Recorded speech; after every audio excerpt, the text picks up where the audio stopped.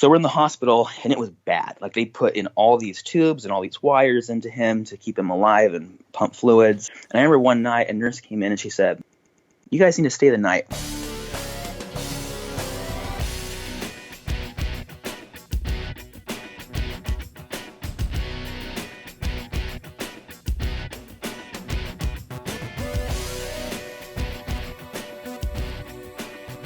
Welcome to the Productivityist Podcast. I'm your host, Mike Vardy, and this week on the program, I'm joined by Richie Norton. Now, Richie is the award-winning best-selling author of the book, The Power of Starting Something Stupid.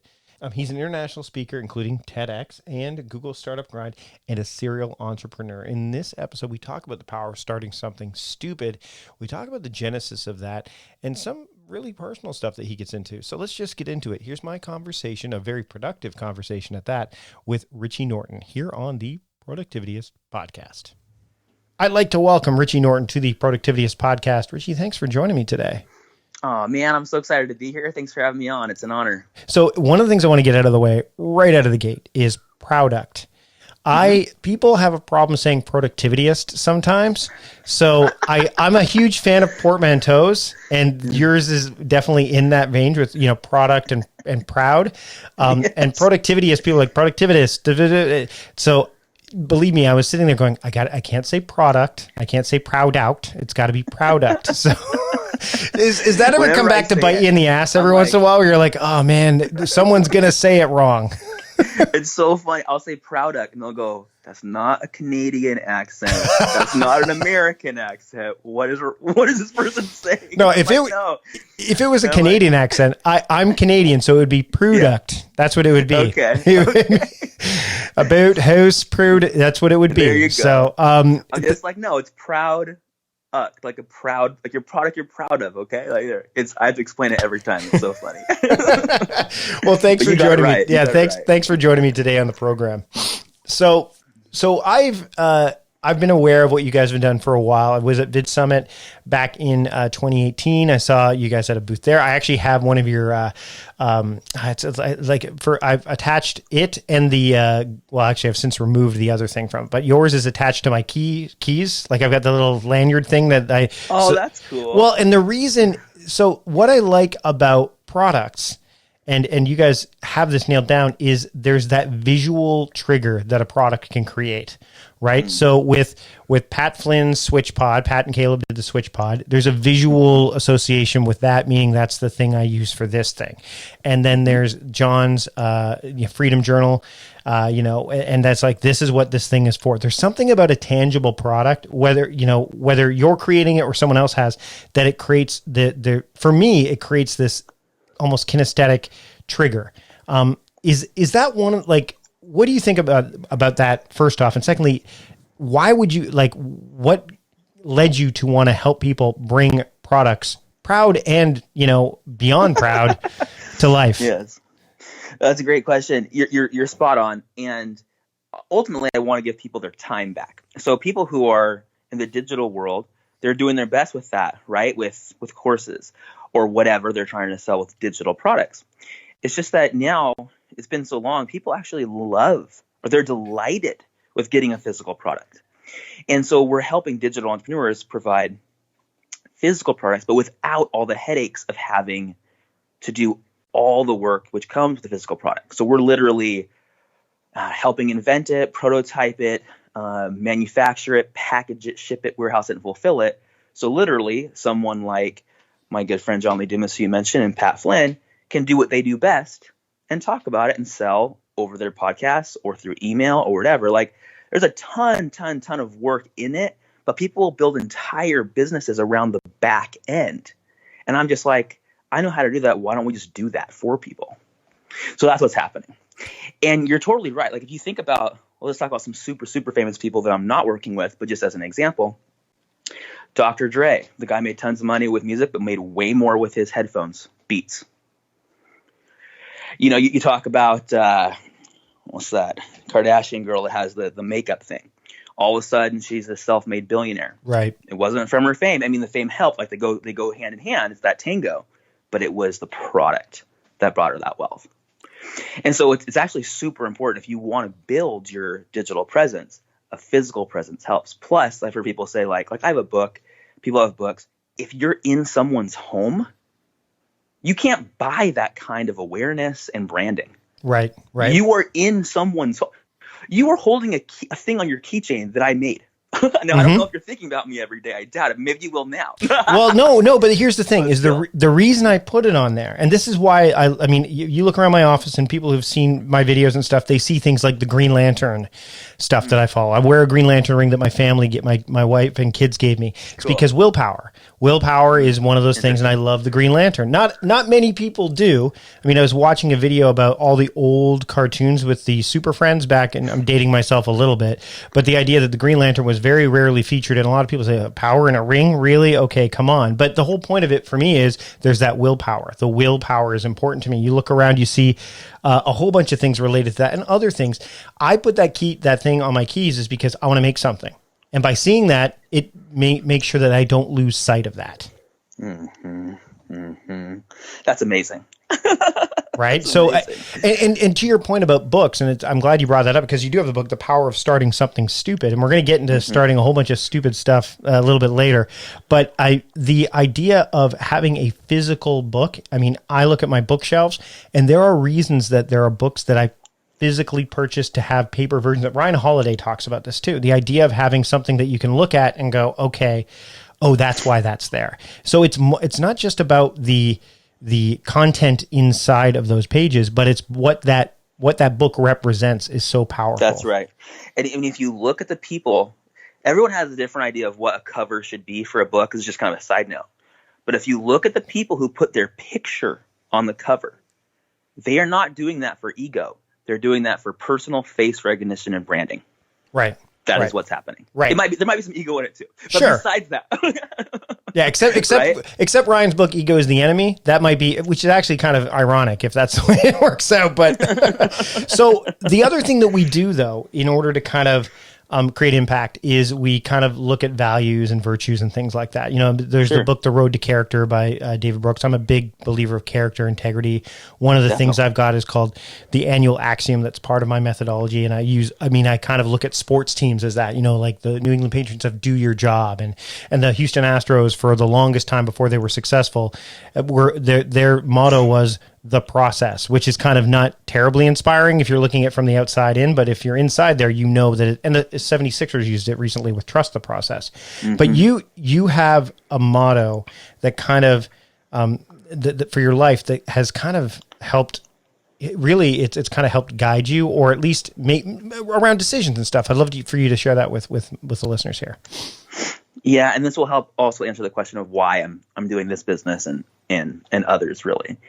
So as I was writing The Power of Starting Something Stupid, I was studying what made people successful, and it was obvious that people that were successful started something, like over and over again. It's like, it's so obvious. Like, people don't talk about that. They talk about their psychology or overcoming fear.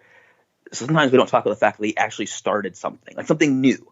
And when I realized that was the case, I started realizing they didn't just start something random. It was usually something that people thought was stupid.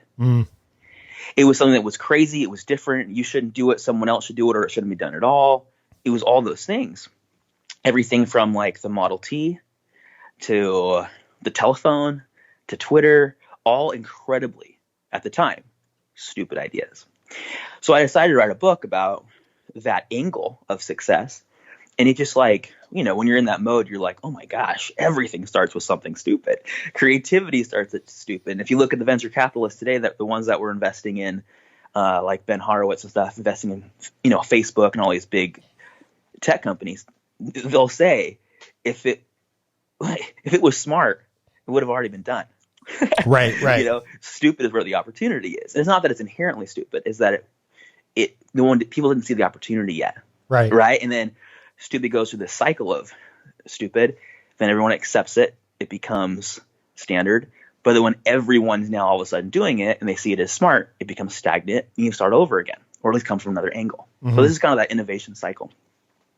Anyways, while I was writing the book, I was interviewing all these people, learning all these things, and my brother-in-law, 21 years old, living on and off with us for about 5 years, he just didn't wake up one morning. And he died in his sleep. and we don't know why. Still, it just happened. And when that happened, we just started, I don't know, you see the world differently. You're all of a sudden like, we're not going to live to be 65, are we? We're not going to be able to retire, are we? Or maybe we will, but that wasn't the case for him.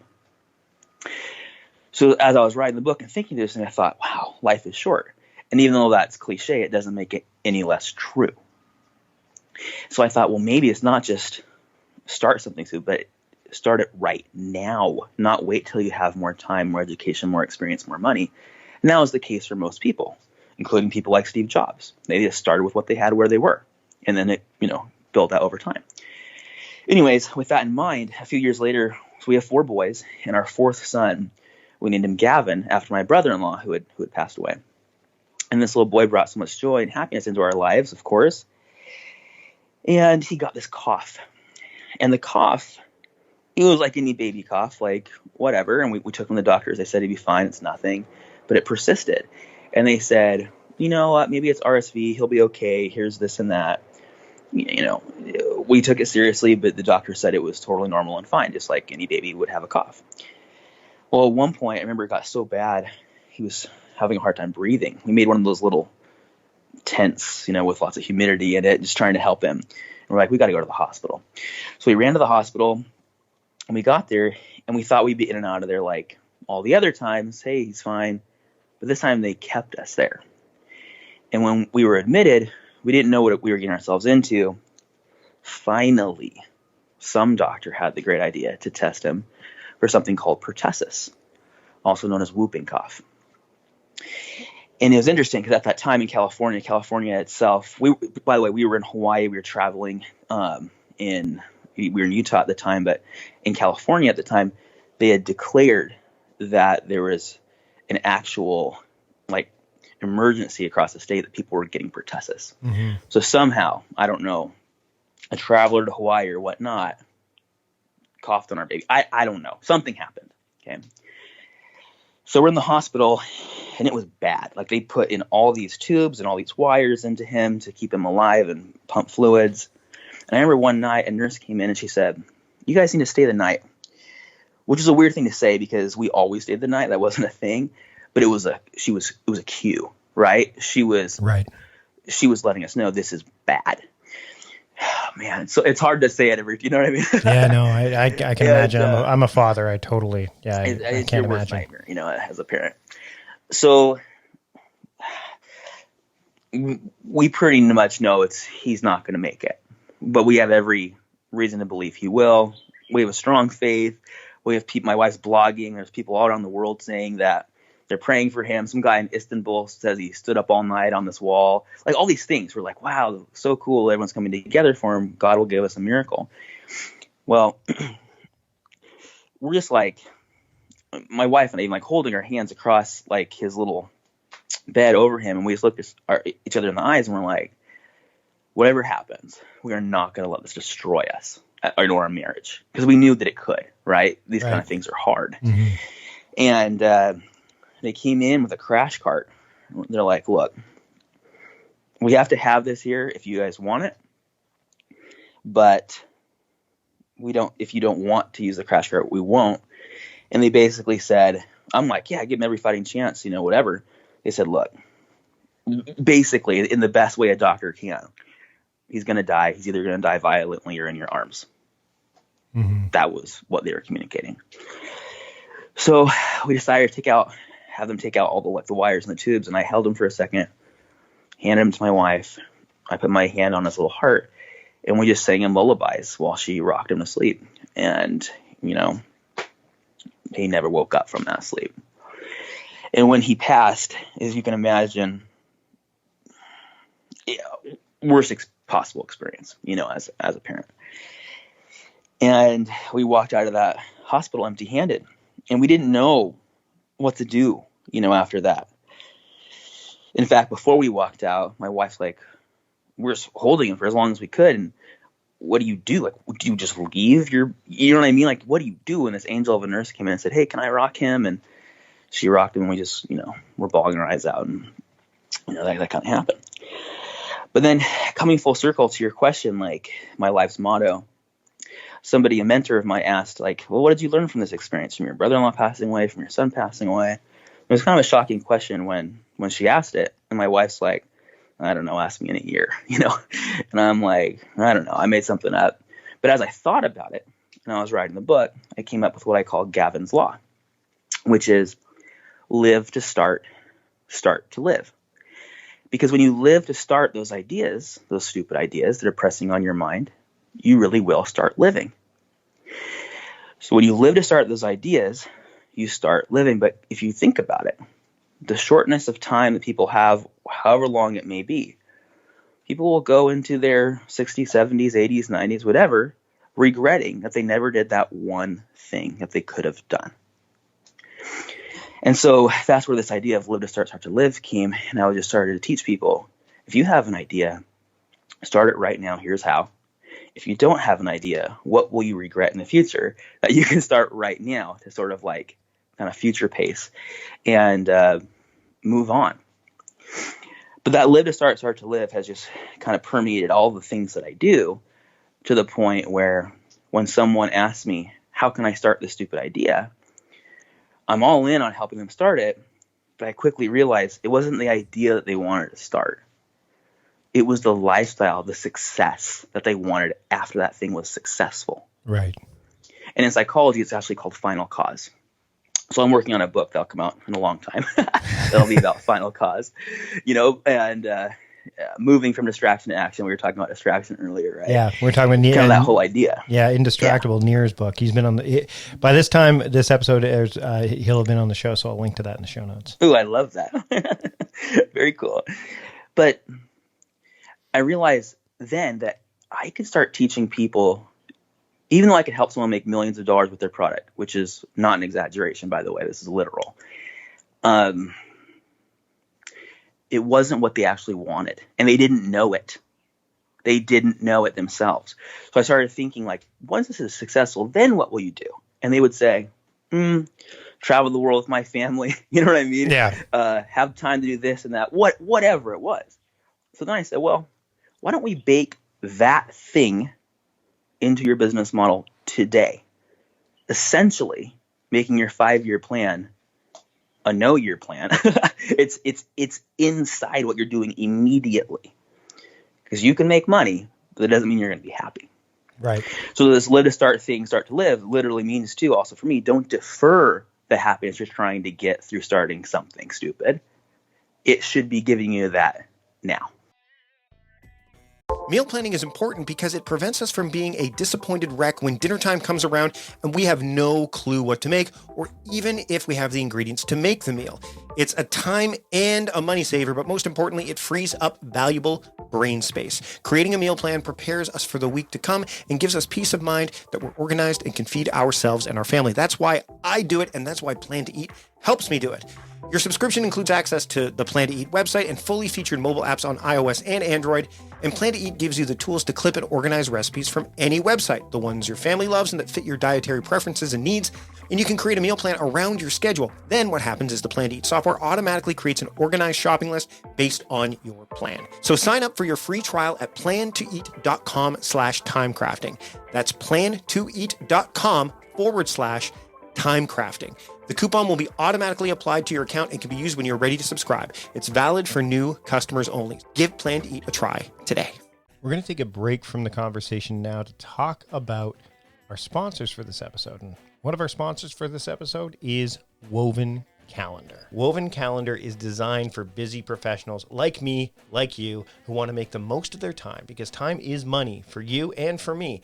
Woven Calendar takes the hassle out of scheduling by combining powerful scheduling tools like Woven Smart Templates, scheduling links, and group polls into a smart, collaborative calendar. With Woven, everything you need to schedule fast is at your fingertips. I am absolutely in love with Woven. I use it to schedule calls with my coaching clients. I use it to schedule calls with my podcast guests. I use it more and more every single week because it has just really revolutionized the way that I'm able to define my days, filter my focus, and make every moment matter. As an iOS user, I can use the dedicated iMessage app to schedule via text, and I'm just starting to explore Siri shortcuts, and Woven has support for that as well via voice command, and I love to talk. So I think you should really give Woven a try. You can add it to your productivity stack right away. Just go to woven.com/timecrafting and sign up for Woven today. You will not regret it. Your days will be better with Woven as your calendar of choice. The UCI Division of Continuing Education offers courses and certifications taught by industry practitioners in a wide range of categories, from business and leadership to tech, project management, law, engineering, human resources, and over 60 convenient certificates and specialized studies programs, both on campus and online, designed for the working professional like you.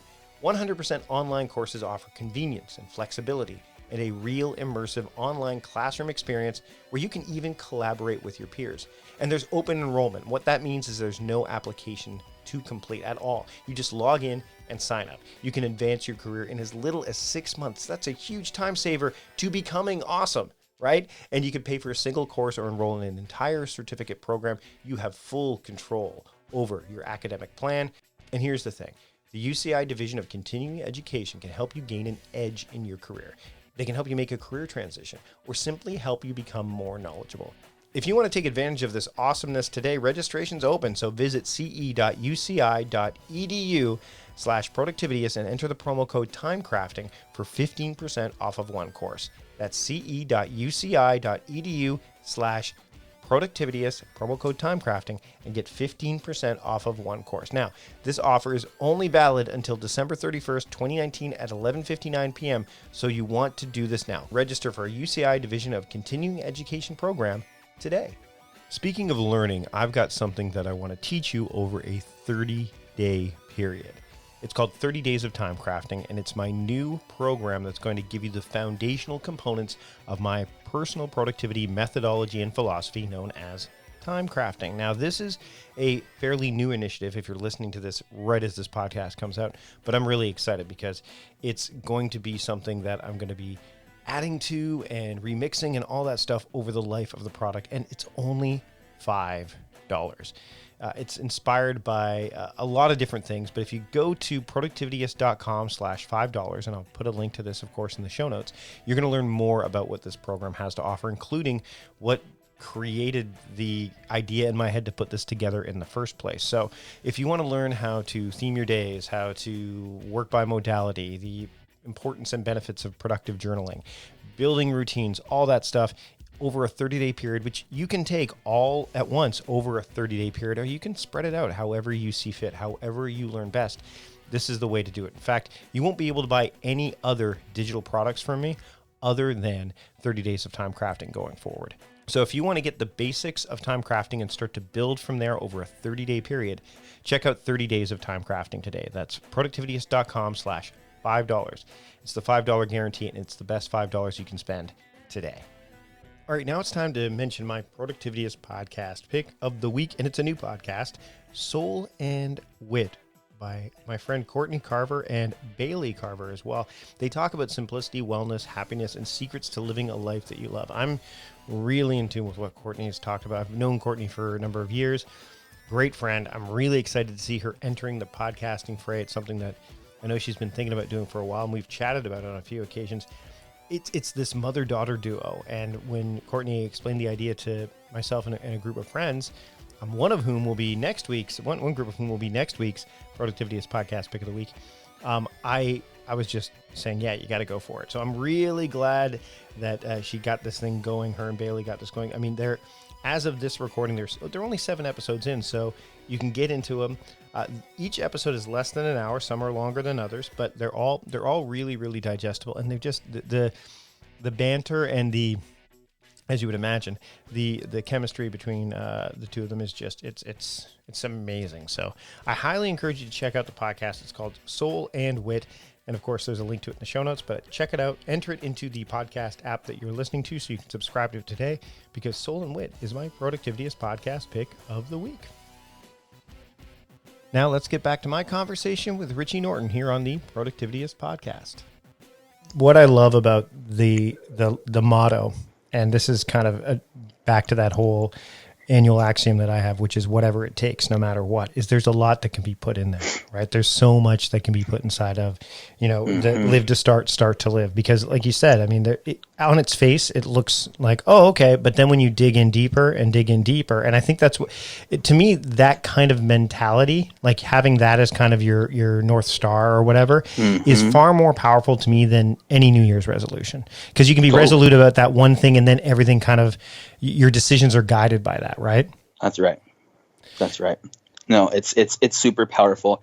It really is a shift in mentality because everyone thinks linearly. But when I realized like that line might not lead you to where you want to go, or you might die while you're walking that line, you might as well bring the most important things in your life to the present and kind of draw a circle around it. Right. And you're good.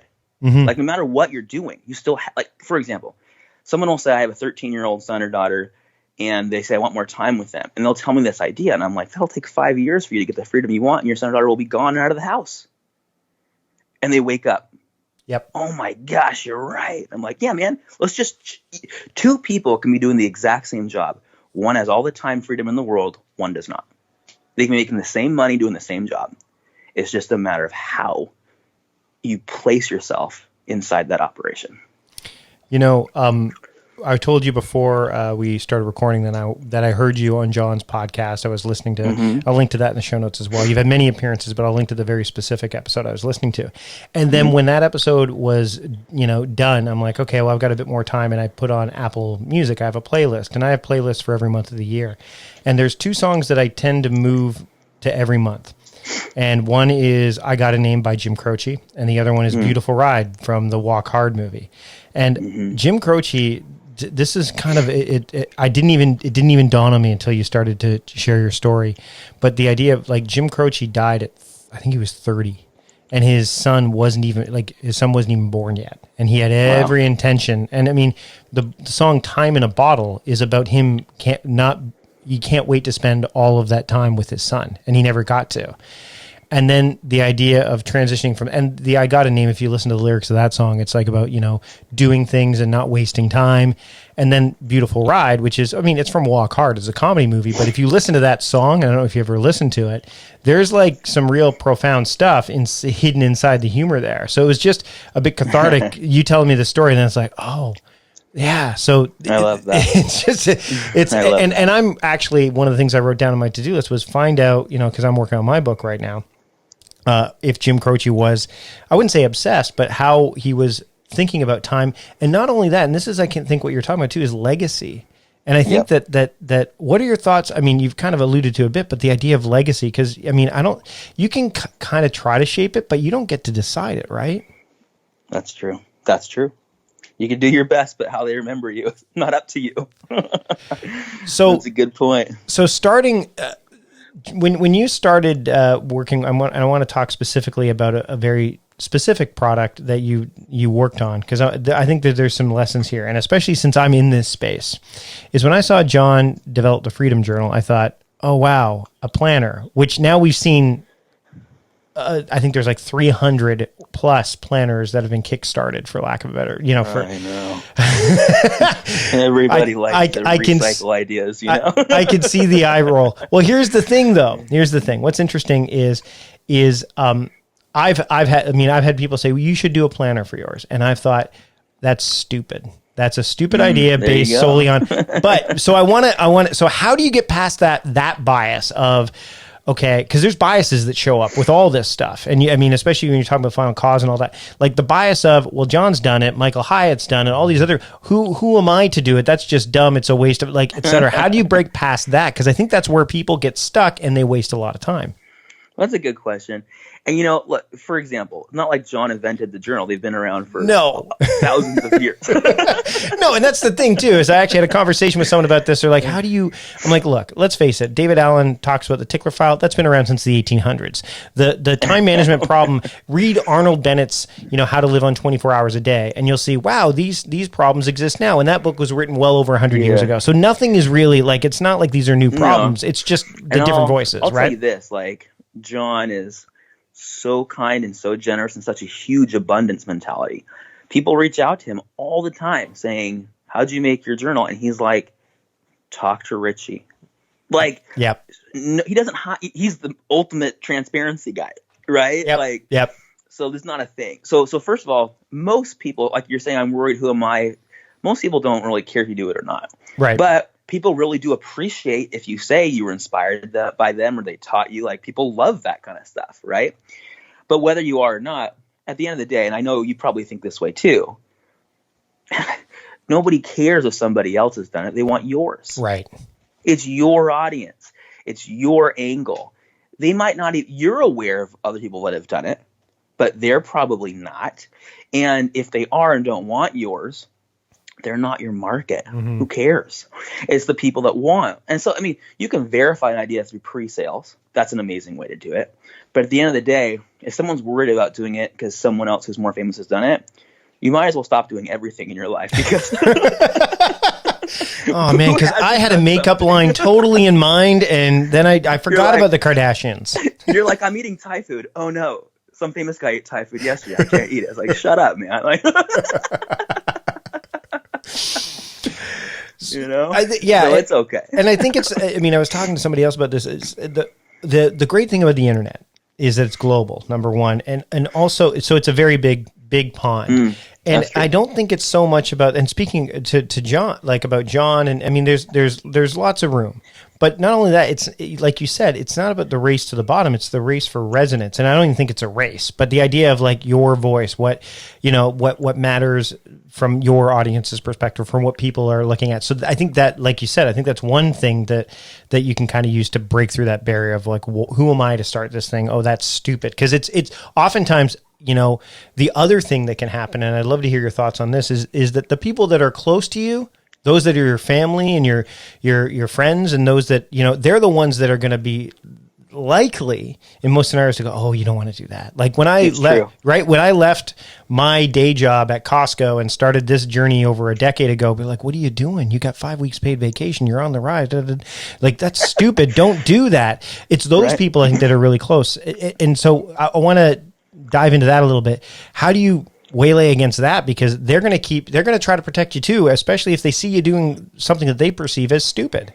Let me give I'm going to have one super tactical one and then one more philosophical idea. Okay. So a real tactical idea. This is like literal. Like, first of all, we all think that someone's going to not like our idea and we don't want to fall down, especially what's weird is a lot of my clients who are like way up there on the totem pole, they're the hardest ones to work with, not because they can't crush it, but because they're too scared of falling down because they've gotten so high. That fall is huge. Yes. It's huge. It's actually, believe it or not, guys, easier when you're at the bottom of the totem pole to start these stupid little things. Yeah, your exposure's limited. Your exposure's limited, right? So, no one's going to notice as much, and so the optics are different. Yes, and there's tons of ways to limit your exposure and mitigate your risk. There's tons of ways, even at the top or the bottom. There's a million ways. So let's not go there. But here's like the actual tactic. If you're scared that your dad is going to think you're an idiot for starting this thing, it works really well. I've had lots of people tell me it works so well. You go to your dad and you go, Dad, I was thinking of starting this thing, but I'm scared to do it because I'm afraid that you're going to think I'm an idiot for doing it. What do you think your dad's going to say? Yeah, you're basically pre-qualifying him for that. He's going to say, I mean, I guess it depends on the situation, so I won't be absolute here. But he's likely going to say something like, are you kidding me? Go for it. That's awesome. And they become your biggest supporter. Yeah, it could go the other way, but you're like, I mean, basically, when that happens, you're basically saying, I mitigate, I understand there's risks involved. And it's almost like you've said to them, I understand those. All I need is your support. And you literally don't have anything to lose, because if you're not going to start it anyway because of the thought that someone will think you're a fool, what do you have to lose? You've already stolen it from the world. It's gone. Right. You yourself stole it from the world. But if you go to that one person or that audience, if you post it on Instagram, I want to start this thing, but I'm really scared what you guys are going to think of me. Do you think that the fans are going to go, you're right, you're an idiot? No, they're going to say, please do it. We'd love to see it. We'll support that. That's what happens. Yep. Yeah, the people that honestly, those who don't want you to do it will generally not respond, or they'll respond in such a harsh other side that you'll generally, if you've been doing it long enough, you'll ignore them anyway. And most people, family, friends, they're not saying don't do it because of, they're doing it out of love. Let's be honest. They're scared you'll get hurt. There's also that jealousy factor, like don't rise above me, we're all crabs in a bucket kind of thing. Those all things come into play. But the way to overcome it, this is the more philosophical thing, is this: will I regret it? So Jeff Bezos, he had this idea to sell, books on Amazon. It wasn't Amazon at the time; it was just an idea, right? Sell books online. Took his boss on a 3-hour walk around Central Park. This is what I read about it. And the boss says, that's a great idea, but not for someone who already has a job. Mm. Can you imagine if you would have taken that advice? like, I don't know if an Amazon-like thing would exist today. Who knows? Mm-hmm. But it wouldn't have been from him. Yep. Well, look at Blockbuster. He'd still be on Wall Street. Look what happened with Blockbuster, right? Like the idea of Netflix, they started that thing. Netflix went to Blockbuster and said, hey, we'd like you to buy us. And the Blockbuster CEO, I think, laughed them out of the building, said it was ridiculous. No, that's true. Who's still in business? You can't predict the future, but you can do your best, to try and figure it out. But what you can predict is this is Jeff Bezos. I call it the Bezos test. He said, will I regret it when I'm 80? Right. And because he thought he would regret not taking this chance, he then quit his job, got a loan from his family, traveled with his wife to Washington, started it, and now became the richest man in the world. Right? Like that happened. And it doesn't mean it's always going to be some extreme example as that, because the naysayers will say, well, what if it hadn't have worked out? Well, I'll tell you this. It's a much bigger fall at 65 when you've thought you had this plan your whole time. You get there and you still can't. Right. That hurts. It's way better. And you can't, because times have changed, or you don't want to anymore, or your spouse is unhealthy, or you're unhealthy, or you don't have the finances you thought you'd have. All these things. And then you go, what about the people that failed when they tried it at 25 instead of 65? Well, they learned they didn't like that thing and they moved on. It's amazing. Yeah. One of the things, one of the things that I love about these kind of initiatives where it seems like you're the one that can get in your own way is that there's ways to prevent that to a degree. One thing I use is I have an app that I discovered called Pocket Biases. And so whenever I feel like something is pushing at me, another thing I do is I journal, but this one is because when I journal, sometimes I just say what I'm feeling, but I can't crack the nut. You know what I mean? But Pocket Biases, it's where I can look at it and go, oh, this is confirmation bias trying to play its tricks on me. So having that little app, and I put it on my homepage, and it's just basically a thing that says these are all the biases that exist. And by the way, there are way more than you think when it comes to biases. But I think it's pocketbiases.io. I'll put a link to it in the show notes. But it's one of those things where, when I've thought about the idea of I should make a planner, one of the things I'm working on is a calendar. I should write that book, time crafting. Oh, but Mike, there's so many other productivity framework books. Who are you to write it? I'm like, hold on a second. I know what that is. So the starting part is sometimes the element where I can get, but what about the finishing of something stupid? I think that what do you have to say on that? Because I think that that's where some people can get stuck. And my friend Charlie Gilkey talks about the thrashing and the messy, and Scott Belsky's talked about the messy middle. But the idea of, you've started something stupid and you want to see it through to the finish line. How do you get there? Okay, first of all, just personal philosophy. Like, to start and not finish is better than not starting at all. Right. You learn stuff. So let's just be okay with not finishing, but that's not the plan. Right? Right. If you were always worried that it would become successful, and if it doesn't, that means you're not going to start, and you won't learn anything. Like, you literally stay dumb. And right. I don't mean dumb, I mean like you stay at the level you're currently at, which is not progress. So start. And then as far as finishing goes, it depends on the timeline, right? So I have projects in the back of my mind, domains that I bought. You probably do too, for years. Yep. Right? The time's not right, but they're there. I'm protecting it. It's going to happen. And the hard part about that, one, it's cool I grabbed it. Two, it's probably a waste of money because I did grab it. Well, because you'll renew it. Because you'll keep renewing it. You're like, oh no, I'll get it. I don't want to lose it now. I've got it. And that's what they want too. So we all lost, right? But the other side of that is the moment you start like spending money and thinking about something, your brain, I don't know what happens to it, but a light switch turns on. You have some skin in the game. You're going to make it happen. Mm-hmm. So like whether it takes years or not depends on the urgency of the project. So If you have a dream, I would love for it to happen today, and we can figure out how it's going to happen today. But you have to somehow make it urgent. If it's not urgent, it doesn't happen. Right. Until, this is like how procrastination works, right? It's a good thing you want to do, and then all of a sudden the night before, you know it's due, you do it. I'm not saying that's good or bad. I'm just saying that deadline helps. Because you got to get it done.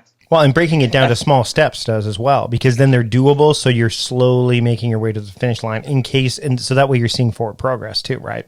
Huge fan of that. So you take the big picture idea, the big picture dream, break it down into smaller, more manageable parts, and start with the first one, which might be a text or an email to your friend who you're going to partner with or ask a question to. Or buying buying a domain name. Or buying the domain name, you know, whatever it is. But like, as far as someone who actually wants to get something done, and I'm also going to say people that have too many ideas, like me and you probably, like just so many, which one do you start with? I like to ask myself, which one would I regret most not doing? And the second question, usually if it's about money, revolves around money. Do I need money from this thing now, or a year from now? Or does money not matter? Right? If I can't pay my bills, I better start something that's going to help me pay my bills. So that is priority. Right. If I can pay my bills, and this is a side project that I want to have become my main project, then you can play with it a little more. The fastest way to finish something is, if it's for selling something, is to sell one to one person as soon as possible, including a pre-sale. Right. Then it's done. Yeah, John didn't John? I mean, I think a lot of people do that with a Kickstarter or anything like that. I don't know if John did for sure, but I know that he did. Yeah, so he said, I'm going to make this thing, pre-sold it, and it's because it's qualifying, and then there's that urgency that you're talking about around, because like I've committed to it. Yeah. You know, let's be honest. Both John and Pat Flynn, who we did the Switch Pod with, they have money. And they're transparent about it. You can look it up and see how much they've made this month, like right now, right? Yep. That's part of their shtick, so to speak, right? They did Kickstarter for another reason: validation of the product idea. And yes, you know, in John's case, the first one, the Freedom Journal, I think it was $453,000 in 33 days. I think the Switch Pod was like $415,000 in like, I don't know, 60 days or something like that. You can look it up. It's right there. There's a tombstone of it on Kickstarter. You can just see it. You know? But like, it was amazing. You know, like, they validated it, and because it funded, they had to make it. That thing could have been an idea for a long time that they never did. But because they sold one, they made it. So anyone who's trying to finish, if you start thinking, how can I sell one right now? Do it.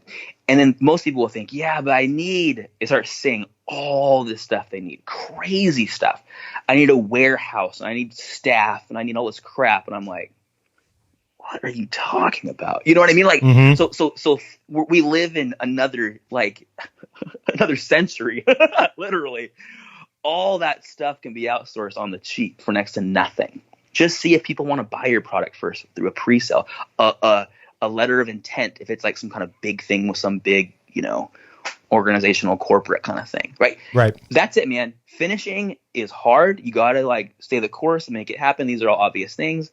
But if you really are serious about something, frickin' sell it.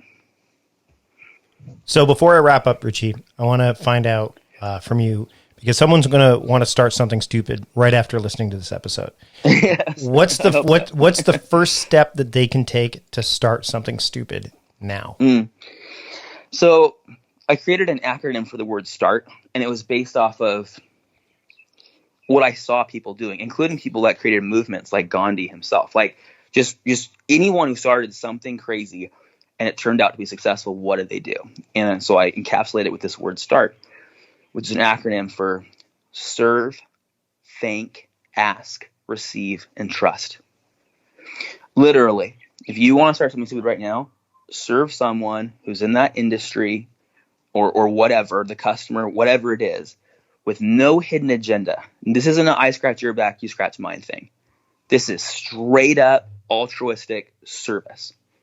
And you'll learn stuff. You thank them for the opportunity to serve them.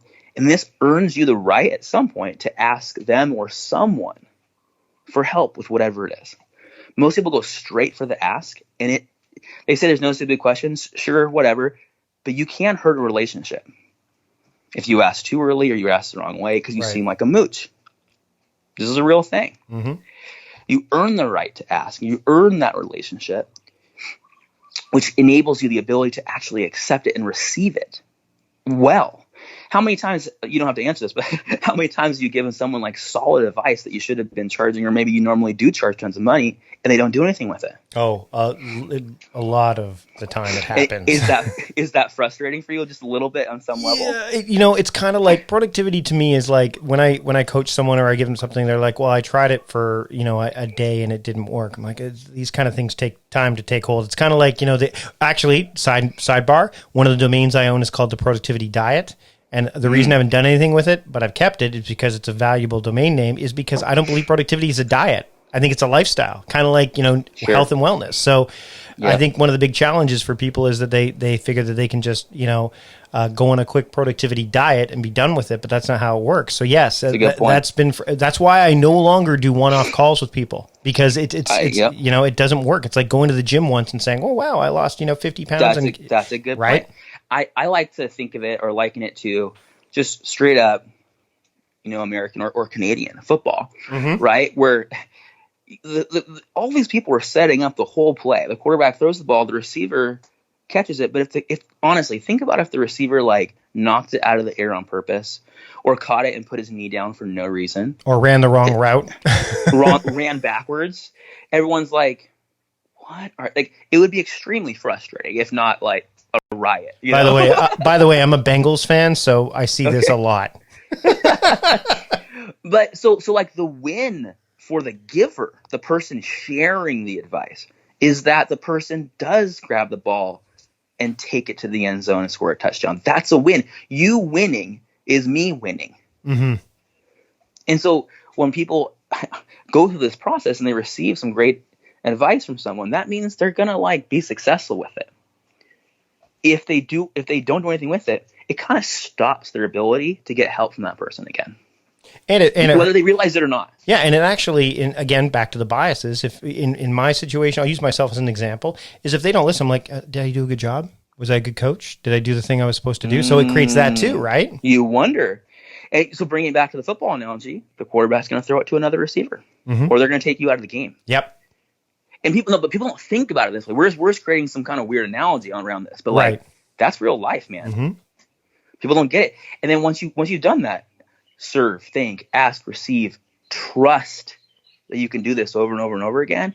And people are like, yeah, I have issues with trust and this and that. And it's like, look, man, I'd rather do 10 things and be burned twice than do no things because I'm scared of getting burned. Right. And it's the worst when you get burned. Let's not downplay that. Mm-hmm. But come on, man, get in the playing field. Well, I mean, another sports analogy, the best hitters in baseball hit the ball 30% of the time. There you go. Right? They're swinging. At least they're swinging. Yep. Exactly. Hey, Richie, this has been a fantastic conversation. Yeah. We could keep going. Dude, you're the man. I love you, bro. This has been epic. Let's keep going. But don't turn it off. But I want people to start something now. So they're going to stop listening to us. They're going to start doing something stupid. Yes. You can pick up the power of starting something stupid where can they keep up with you and your work? So, I'd say go online is the easiest. Barnes & Noble or, Amazon. You can go to richienorton.com, and there I have a thing called the 76-Day Challenge where I can help walk you through your goals to make them true. My son lived for 76 days, so I kind of do my goals in that time period. And big announcement, I should have a podcast that I'm starting. It's going to be called The Richie Show or The Richie Norton Show, something like that, hopefully in January. So would love to have people listen to that and see how we can help more there. Awesome, Richie. Thanks so much for joining me today on the Productivityist Podcast. You're the man. Thanks so much. And there you go. There's my conversation with Richie Norton. Of course, if you want to keep tabs on what we're doing on the podcast, you can subscribe to it. But first, check out the show notes at productivityist.com/podcast 275 so you can check out everything that we have talked about. I'm looking forward to keeping up with Richie in the future. There's a few things I'm thinking about doing, some stupid stuff that I'm going to start. So I'll keep you abreast of that, both here on the podcast, but also if you want, you can subscribe to my newsletter, productivityist.com/get. It's actually just attention. If you go to that, you can figure that out as well. But if you're a podcast listener and you really just enjoy digesting podcasts, then I suggest you do that here by just going to wherever you are listening to this podcast and subscribing to the show. That way you don't miss a single episode. And we've got a huge back catalog, clearly, of episodes that you can listen to. And, there's a lot more coming down the pipeline that I don't want you to miss. So subscribe to the podcast wherever you listen to podcasts. And if you enjoyed this episode, I'd love it if you gave the show a rating and review in the podcast apparatus listening choice thing that you use. And so that way I can know what I'm doing well and what I could stand to improve upon. So again, I'd love it if you were continuing along with me during this podcasting journey that I've been doing for a number of years now, and we're still going strong. So again, thanks so much for listening. I really do appreciate it. I can't wait to share more with you in the future. I hope you'll be back. Until next time, I'm Mike Barty, the host of the Productivity Podcast, reminding you to stop guessing and start going. See you later.